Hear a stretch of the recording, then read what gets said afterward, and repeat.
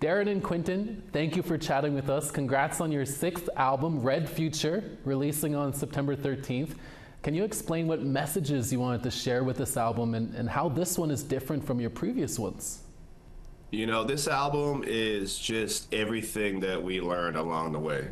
You know, this is the self-titled Snotty Nose Rez Kids, Average Savage, this is Trapline, Life After, I'm Good, How About You? This is like us, almost like a full circle moment. And we are gonna take every listener on a roller coaster. That's for sure. And this album is for the next generation, and it's letting people know that the work you do today affects tomorrow, and affects generations that come after us and the generation that'll come after them. So it's us being good to ourselves, and it's being good to the land that we stand on, and it's being good for our ancestors. I can't wait to hear it. 34 stops across North America for the Red Future Tour. One of those stops is something very dear and special to your heart, Quinton, where in Santa Fe, New Mexico, you're unveiling your new fashion line, Savage Kids. Was this something you always wanted to do? Yes, it actually is. Like, I grew up with a love for fashion. I grew up with a love for fabrics because of my grandma, because of my mom.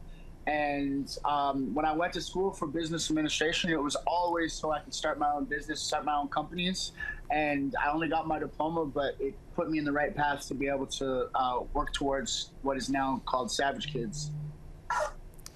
You guys have been releasing new music, but you also got to share the stage with Ludacris recently. What was that like, and can we expect any collaborations with DTP in the future? I smudge and pray that we do, but you know, it was a cool experience, man. It was just one of those moments where like you just be present and be in the moment, you know. And it was our first like arena show like that, so we got a little taste of it. So it kind of gave us that extra motivation just to keep going hard as we are. Quinton, what was it like for you? It was dope, you know, like it was cool. Like we played in front of bigger crowds. We played in front of in stadiums like that, kind of like that. But just being able to go on before Ludacris felt really good in our hearts because, you know, we grew up on Ludacris, and, you know, like he's what we call the future king, you know? So, like, there's not a song that Ludacris that touches that isn't a banger. So, yeah, it felt really good. But like we said, when it comes to shows like that, we usually give artists their space, and I guess he just takes off right after his set. So we only had a brief conversation, but it was still an experience that I'll never forget. That's awesome. And for the young up-and-coming Indigenous artists out there, what is your message to them to succeed in this business? Honestly, it's just be yourself, you know what I mean? Like what we always like to say is like tell your story the way that you want it to be told and the world to gravitate towards it. You know, so if you're trying to get on there and be somebody else, it's not, sure, it may work for a bit, but it's not always going to work. You know what I mean? Like, and secondly, you got to be passionate about it.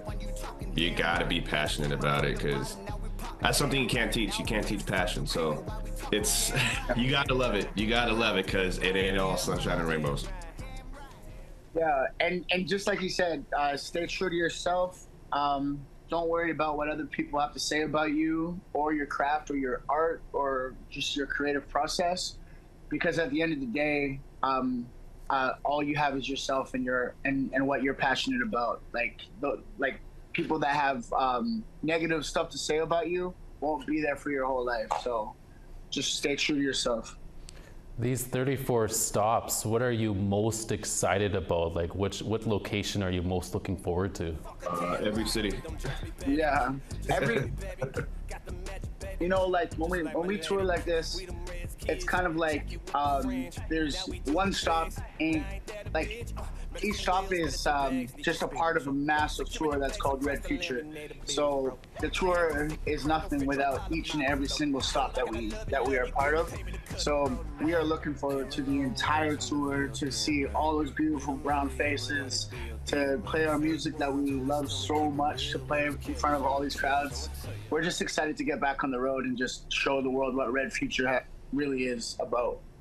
Exactly. And, you know, yes, it's long hours on the road, but we love seeing all the different provinces. We love seeing all the different states because each of them have their own unique vibe. You know what I mean? And yeah, we just love it. We love the journey. Well, Young D and Young Trybez, a big thank you for chatting with us. We wish you both a safe journey on your tour, and we'll have to get you guys in studio in November when you're here in Winnipeg. Yeah, that'd be